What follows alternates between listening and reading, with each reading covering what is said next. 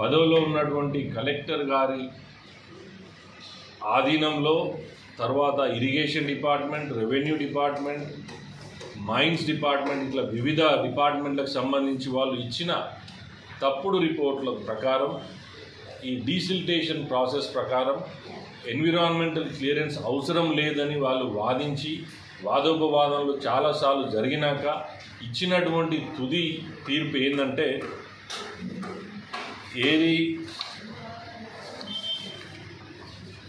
for the failure to uphold the principle of public trust doctrine, the Department of Mines and Geology and the Department of Irrigation and Command Area Development are directed to pay an amount of 25 crores each.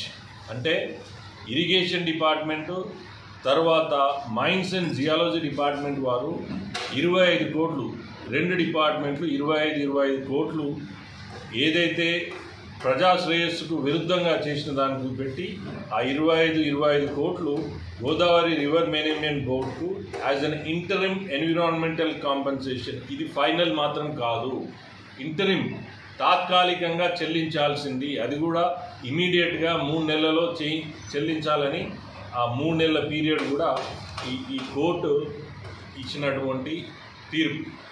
ఇంకా దీని ఇంకా చాలా ఉంది, ఇది ఇంటరిమే.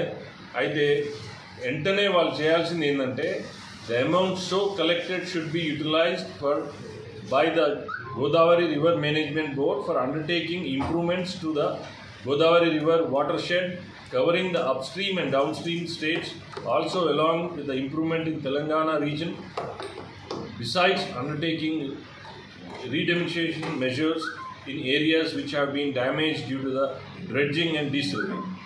Well, adi chepputu final ga em cheppinante Chief Secretary to the government, State of Telangana is directed to issue a circular to the departments concerned and the district collectors that sand mining should not be undertaken without prior environmental అని కూడా చాలా నష్టపరిచింది. ఇప్పటికైనా బుద్ధి తెచ్చుకొని ఇప్పటికైనా మీరు ప్రజా శ్రేయస్సు కోరే వాళ్ళైతే, ప్రజలు వేసిన ఓట్లతో గెలిచిన వాళ్ళైతే మీరు కూడా ఇప్పుడు చిత్తశుద్ధితోటి ప్రజల శ్రేయస్సు కోరుకోండి. ప్రజలకు ఏదైతే అవసరమో సాగునీరు, తాగునీరు దృష్టిలో పెట్టుకొని ఇక్కడ ఈ ప్రాంత అభివృద్ధి కోసం మీరు పాటుపడాలని కోరుకుంటూ మరొకసారి చెప్తున్నాను, మీరు ఇప్పుడు వచ్చేసి ఈ ముసలి కన్నీళ్ళు గార్చి ఆడ పోయేదో ఇప్పుడే తెలిసిన మాకు విషయం తెలిసింది ఏంటంటే ఆడేదో ఇసుక క్వారీల దగ్గరికి పోయి మన ఏది జేసీబీలను పంపించి తవ్వకాలు చేసి అటు యాక్టివిటీ లేకుండా కందకాలు తవ్విస్తున్నారట. అదంతా ప్రజలు గమనిస్తున్నారు, ఎవరు ప్రజల కోసం కొట్లాడుతున్నారు, ఏదో ఏ పరిస్థితులలో ఎవరికి ఎట్లా ఓటేసారు అనేది అందరికీ తెలుసు. ఇది రాజకీయం కాదు, ప్రతిదీ రాజకీయం కాదు. కొన్నిసార్లు ప్రజలను, రైతులను, ఈ ప్రాంతాన్ని దృష్టిలో పెట్టుకొని రాజకీయాలు పక్కకు పెట్టి ఇవన్నీ కూడా చేయాల్సిన అవసరం ఉంటుంది. కాబట్టి సహకరించినటువంటి రైతులకు, గ్రామ ప్రజలకు, ఎవరెవరైతే నాకు అన్ని విధాలా సహకరించిన వాళ్ళకు చేతులెత్తి దండం పెడుతూ నేను కోరుకుంటున్నా, నేను మీ పక్షాన ఉంటా, ఈ ప్రాంత అభివృద్ధి కోసం కొట్లాడతా అని చెప్తూ ఈ అవకాశం ఇచ్చిన అందరికీ కూడా పేరున అభినందన.